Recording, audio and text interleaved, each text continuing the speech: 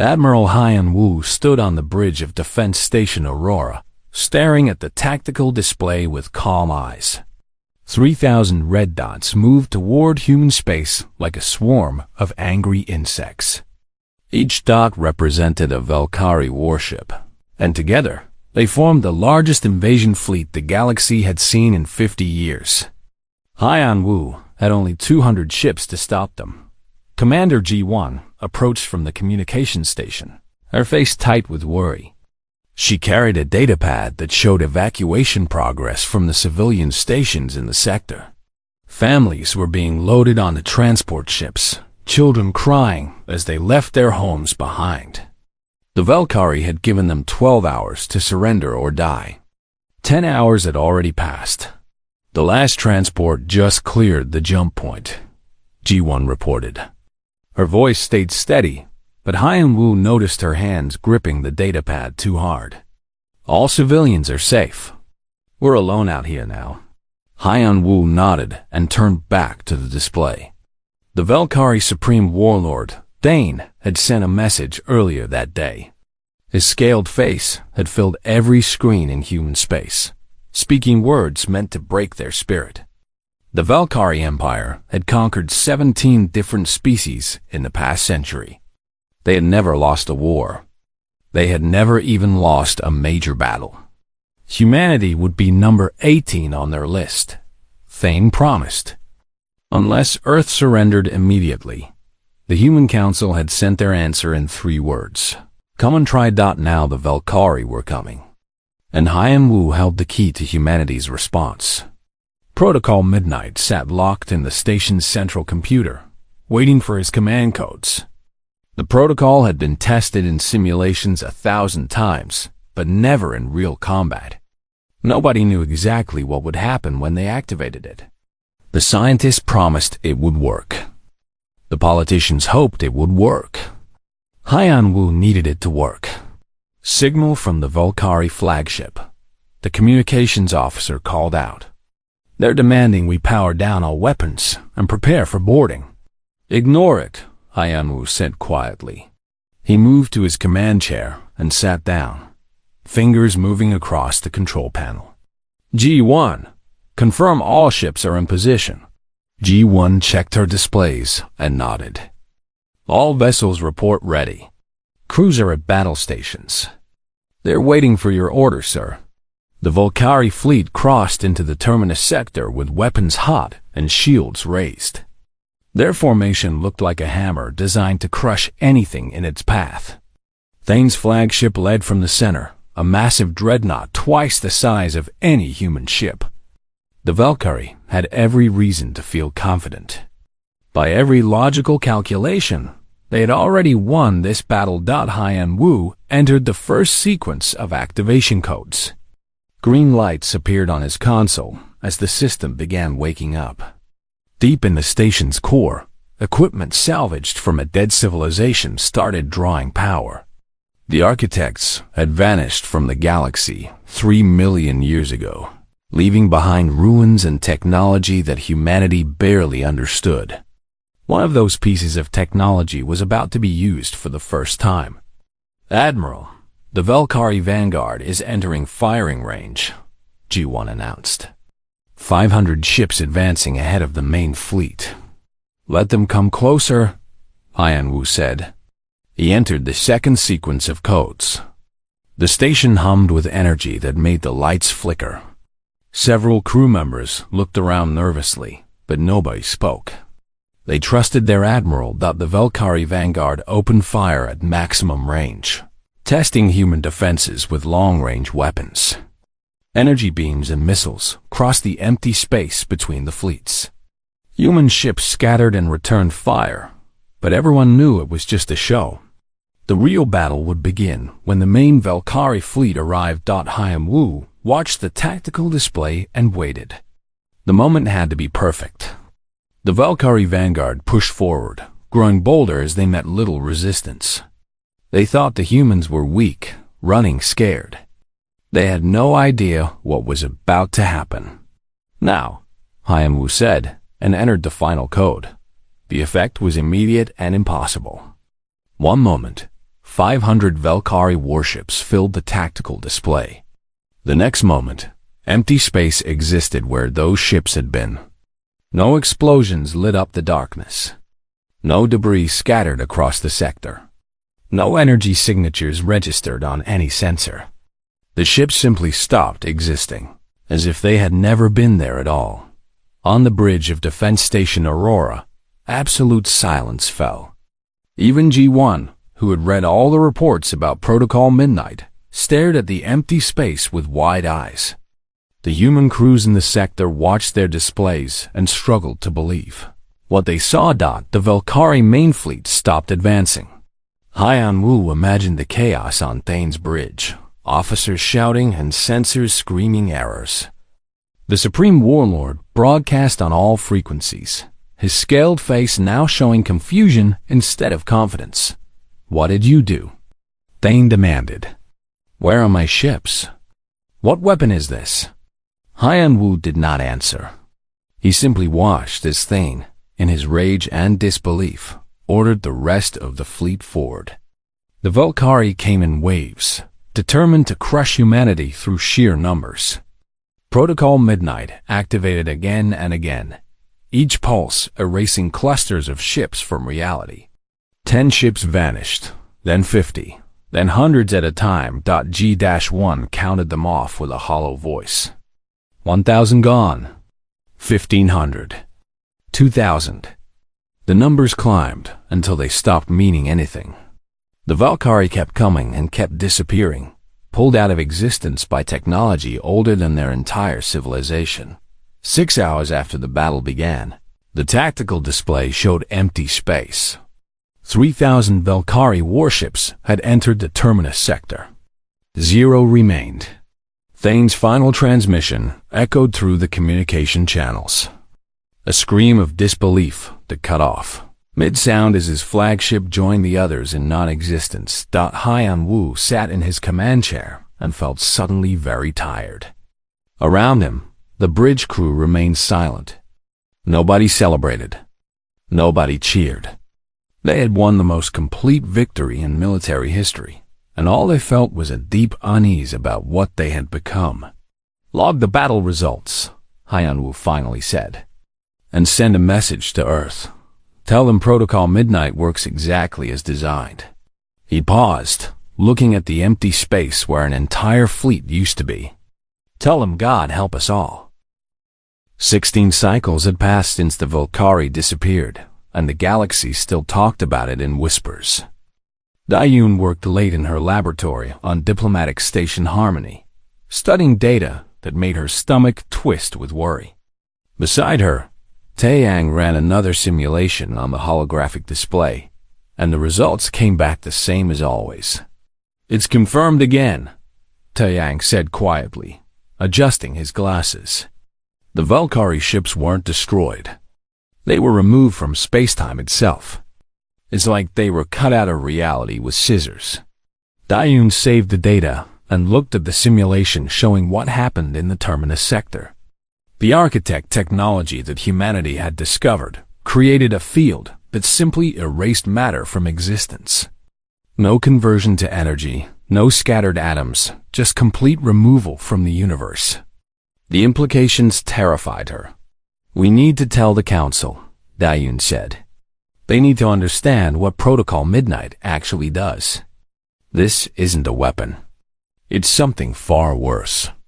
Before Taeyang could respond, the laboratory door opened and Ambassador Sungmin entered. He looked exhausted, carrying the weight of failed diplomacy on his shoulders. Dayun had known Sungmin for 3 years, and she had never seen him look this defeated. "The Korthic Dominion has rejected our warning," Sungmin announced, sitting down heavily in a chair. "High Prelate Voss called me a liar to my face. He said humanity is bluffing, using tricks and propaganda to hide how weak we really are." "You told them about the architect technology?" Taeyang asked. "I told them everything I was authorized to share," Sungmin replied. "I explained that we possess weapons beyond conventional understanding, salvaged from a civilization that died out millions of years ago.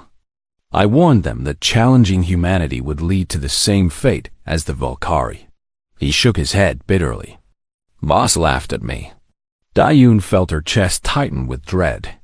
The Korthic Dominion ruled over 40 star systems and commanded one of the largest military forces in the sector. They were arrogant and aggressive, always looking to expand their territory. If they decided to test humanity's defenses, the result would be catastrophic. When? She asked, simply. The Korthic Assembly voted this morning, Sungmin said. They're sending a fleet to seize our mining operations in the outer reaches. 5,000 ships under Voss's direct command. They launch in 3 days. Taeyang let out a long breath and turned off his simulation. The laboratory fell into heavy silence as they all understood what this meant. 5,000 Korthic warships heading toward human space, and Earth would respond with Protocol Midnight again. Another fleet would disappear, and the galaxy's fear of humanity would grow even darker. Dayun grabbed her personal communicator and sent an urgent message to her brother Jinho, a captain in the Defense Corps.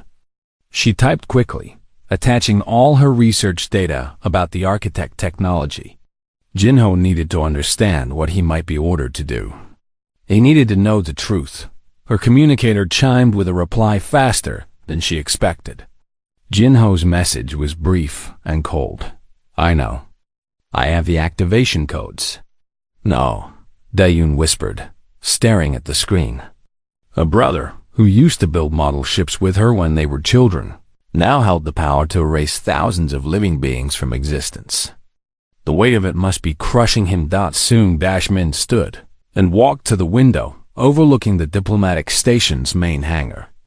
Alien ships from a dozen different species sat in the docking bays, traders and envoys going about their business. Soon, many of those species would look at humanity with pure terror. I tried everything, Sung-min said softly. I begged Voss to reconsider. I offered trade agreements, technology sharing, territorial concessions. He refused it all. The Korthic believe that showing any restraint is weakness. They think we're prey animals trying to scare away predators with loud noises. They're about to learn different, Taeyang said. There was no satisfaction in his voice, only sadness. Dayun pulled up her research files and began writing a formal report to the Human Council. If the Korthic fleet was going to disappear in 3 days, then at least the people making that decision should understand the full consequences. The architect technology didn't just erase ships and crews. It created ripples in space-time, tiny fractures in the fabric of reality itself. The effects were small now, barely measurable, but they were accumulating. What happens if we keep using it? Taeyang asked, reading over her shoulder. The architect weapon, I mean. What if we have to erase 10 more fleets? 20? Dayun didn't answer immediately. She ran calculations in her head, numbers that made her feel sick. Eventually, reality starts to fragment. Space-time becomes unstable.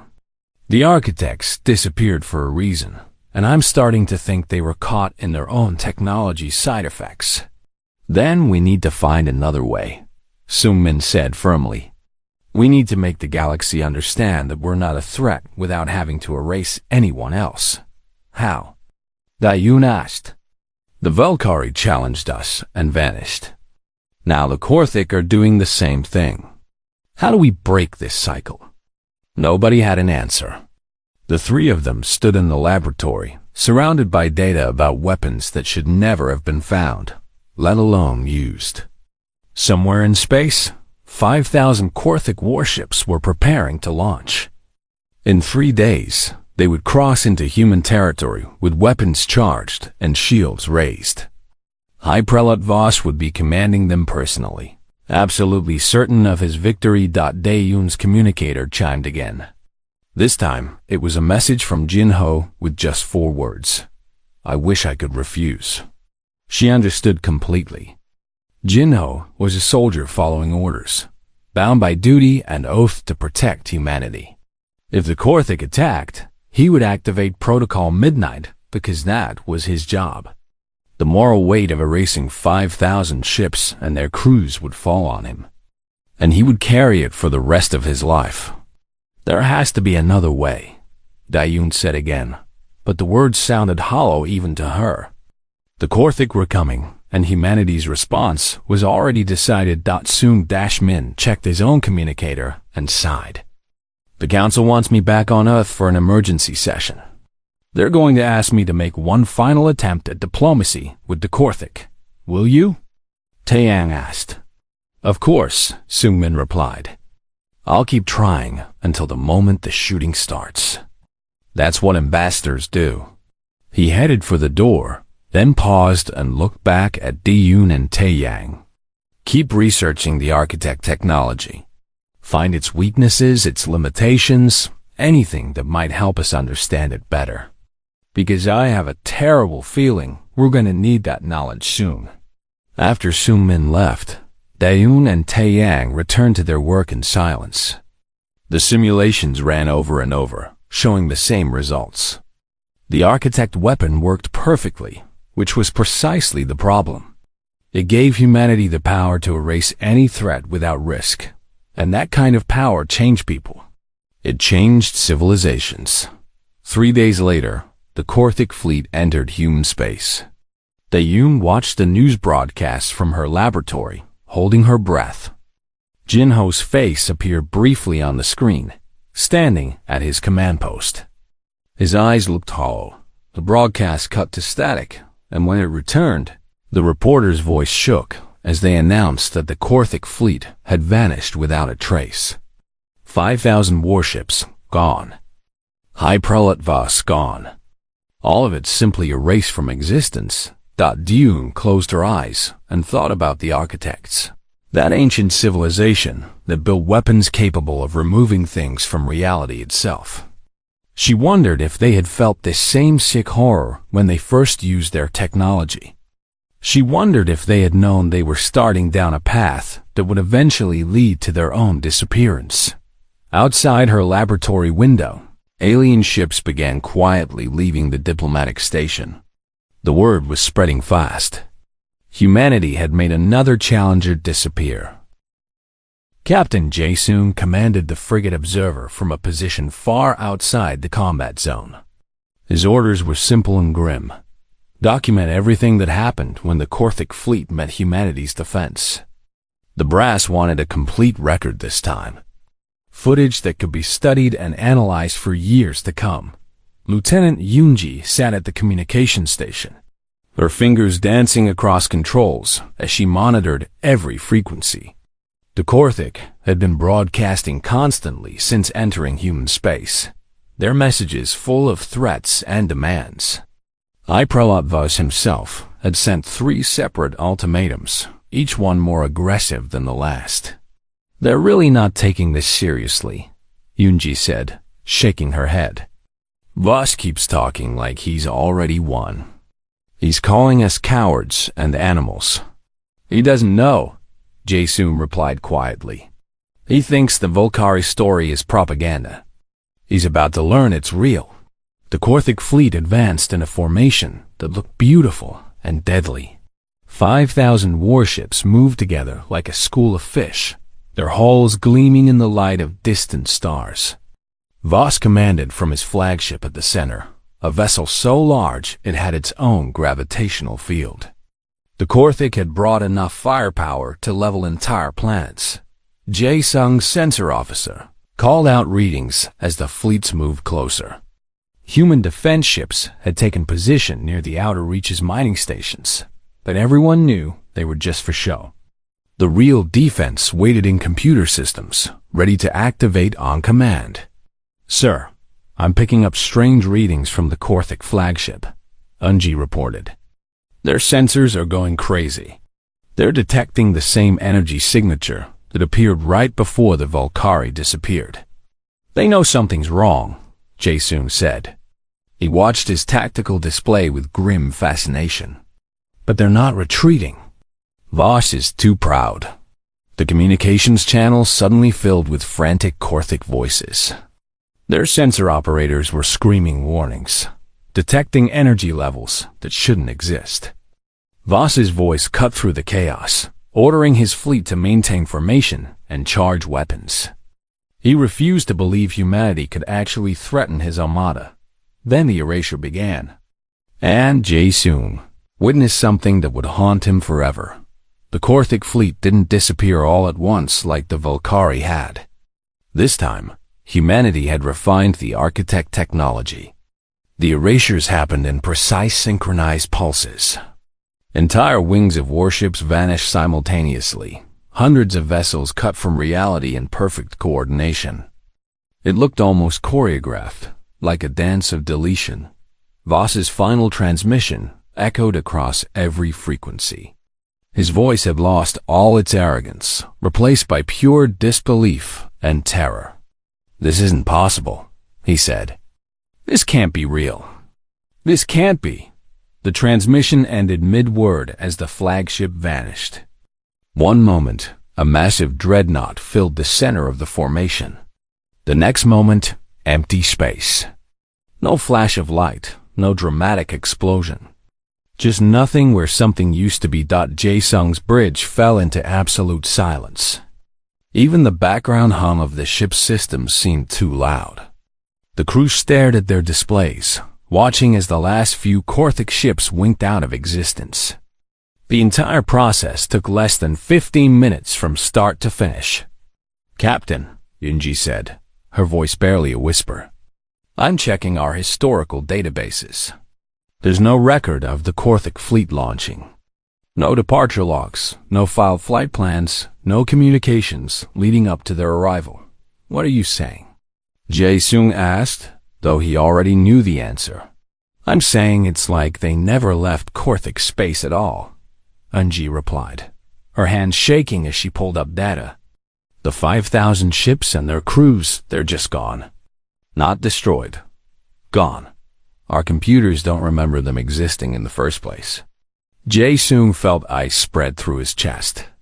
The only reason his crew remembered the Korthik fleet was because they had witnessed the erasure directly.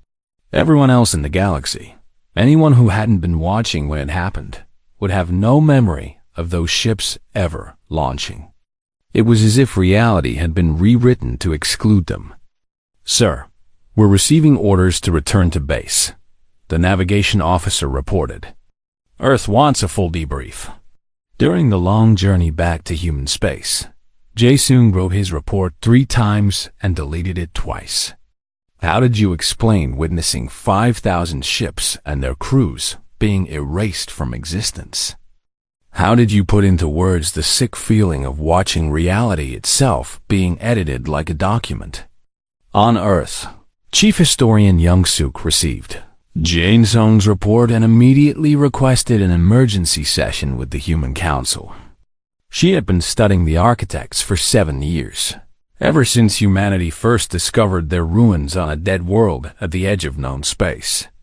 What she had learned terrified her. The council met in a secure chamber deep underground. Defense Minister Haijin sat at the head of the table, flanked by military advisors and civilian leaders. Councillor Minho represented the diplomatic corps, his face showing the strain of trying to maintain humanity's relationships with alien species who now feared and avoided them. Young-suk presented her findings with calm professionalism, though inside she felt anything but calm. The architects were the dominant civilization in this region of space approximately 3 million years ago, she explained, displaying holographic images of ancient ruins. They built the weapon we now call Protocol Midnight as a deterrent against an enemy we know nothing about. A deterrent that works, Haijin said firmly. 2 major powers have challenged us, and both are gone. The galaxy is learning to leave humanity alone. At what cost? Minho demanded. Half the trading partners we had 6 months ago have cut all contact.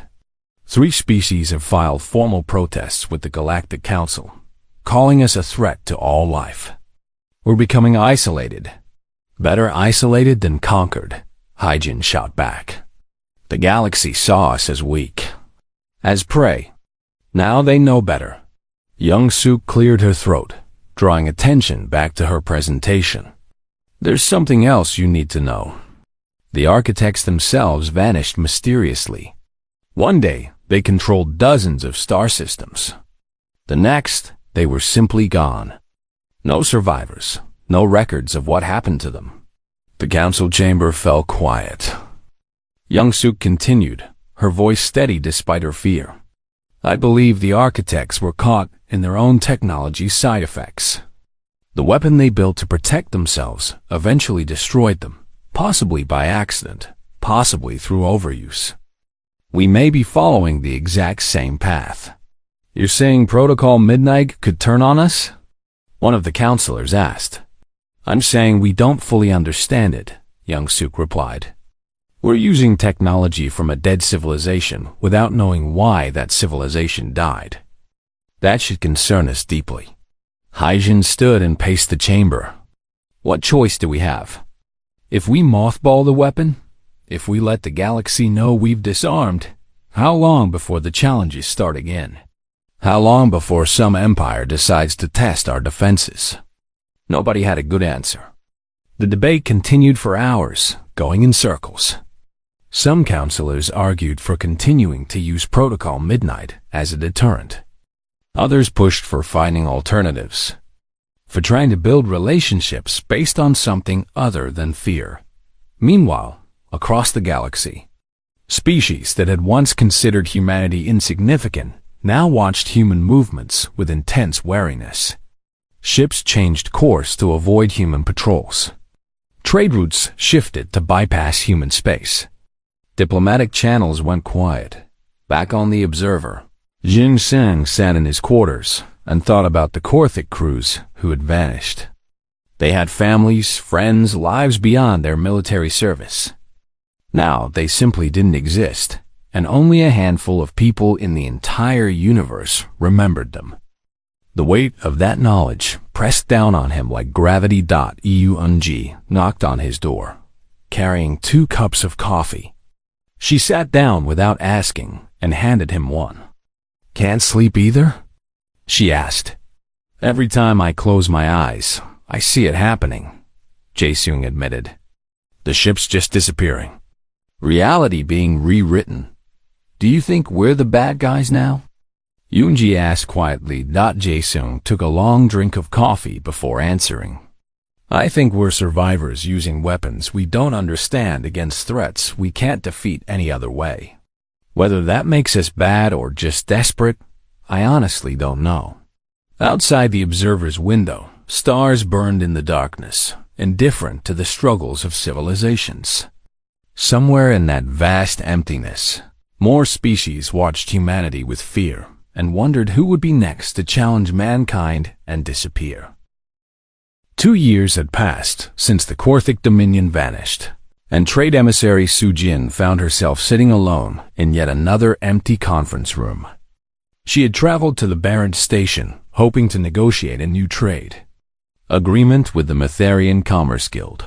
The Metharians had sent a polite message canceling the meeting 30 minutes before it was scheduled to start. Su Jin looked at her reflection in the dark conference table and felt tired. This was the 7th canceled meeting in 3 weeks. Nobody wanted to trade with humanity anymore. Nobody wanted to sit in a room with representatives from the species that could make entire fleets disappear. A communicator buzzed with a message from her supervisor on Earth. Keep trying. We need those trade routes. Easy for them to say from the safety of home. They didn't have to watch alien diplomats literally flee when they saw a human approaching. Deep beneath Europa's frozen surface, engineer Dong Hyan worked in the architect facility that humanity had built to study and operate Protocol Midnight. The facility hummed with power from equipment that nobody truly understood.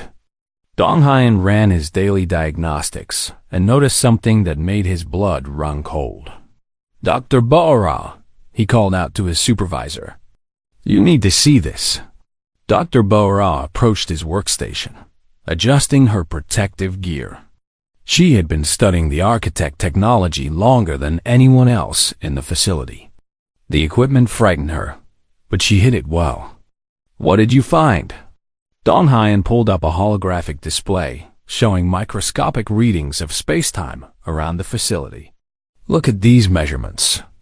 Each time we activate Protocol Midnight, it creates tiny rifts in the fabric of reality. They're incredibly small, barely measurable, but they're there. Butjora studied the data with growing concern. She ran the calculations 3 times to make sure Dong Haiyan hadn't made an error. The numbers came back the same each time. And they're accumulating, she said quietly. Each activation leaves a tiny scar in space-time, and those scars aren't healing. What happens if we keep using the weapon? Dong Haiyan asked, though he suspected he already knew the answer. Eventually, reality itself could begin fragmenting in this region of space, Butjora replied. She saved the data and began writing an urgent report to the Human Council. The architects didn't just disappear. I think they tore a hole in reality and fell through it. Before she could finish her report, alarms began blaring throughout the facility. Emergency lights flashed red as the communication system crackled to life. All personnel, this is Commander Kyung-soo at Border Station Delta. We have an unidentified alien vessel approaching human space. They're not responding to standard hails. Preparing to activate Protocol Midnight on your command. Butjora and Dong Haiyan exchanged horrified looks. Another activation, another fleet about to disappear, another set of scars in the fabric of reality. Butjora ran to the communications panel and opened a direct channel to Commander Kyung-soo. This is Dr. Butjora at Europa facility. Do not activate the weapon until we understand the situation. That is a direct order from the Science Division. Kyung-soo's face appeared on the screen, showing confusion and frustration. He was a military officer trained to follow protocols, and Protocol Midnight was clear. Unidentified vessels approaching human space were to be eliminated as threats. With respect, Doctor, my orders come from Defense Command, not the Science Division. Please, Commander, Butjora said urgently. Just give us time to determine if they're actually hostile. Every active